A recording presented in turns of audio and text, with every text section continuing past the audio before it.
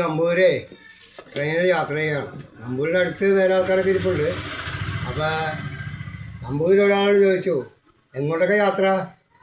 അപ്പോൾ ആൾ ക്യാ ക്യാ ക്യാ ക്യാ ഓ അങ്ങനെ സാധനം നമ്മുടെ അടുത്ത് ഇല്ല കേട്ടോ.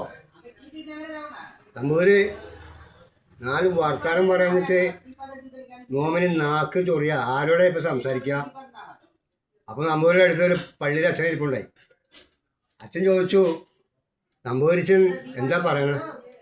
ആ അച്ഛൻ മലയാളിയാണല്ലേ. ഓ ശിവ ശിവ സമാധാനമായി. അങ്ങനെ പള്ളിയിലെ അച്ഛനും നമ്പൂതിരും ആയിട്ട് പരിചയപ്പെട്ടു. അവർ ഓരോരോ കാര്യങ്ങൾ പറഞ്ഞിങ്ങനെ യാത്രക്ക് തുടർന്നുകൊണ്ടിരിക്കുക. അതിനിടയ്ക്ക് നമ്പൂതിരി അച്ഛനോട് ചോദിച്ചു അച്ഛൻ എനിക്കൊരു സംശയമുണ്ട്. എന്താ നമ്പൂരിച്ചൊരു സംശയം ചോദിച്ചോളൂ പറയാം. അതെ നിങ്ങളെന്തിനാണ് ഈ കുരിശുമാല കഴിച്ചിട്ട് നടക്കണേ.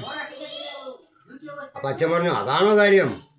അത് ഞങ്ങളുടെ യേശു കുരിശിൽ കിടന്ന മരിച്ചത്, അതുകൊണ്ടാണ് ഞങ്ങൾ കുരിശുമാലിട്ട് നടക്കുന്നത്. ഓ നിങ്ങളുടെ യേശു കട്ടിലേ കിടന്ന് മരിക്കാഞ്ഞത് നിങ്ങളുടെ ഭാഗ്യം. അപ്പം അച്ഛൻ ചോദിച്ചു അതെന്താ.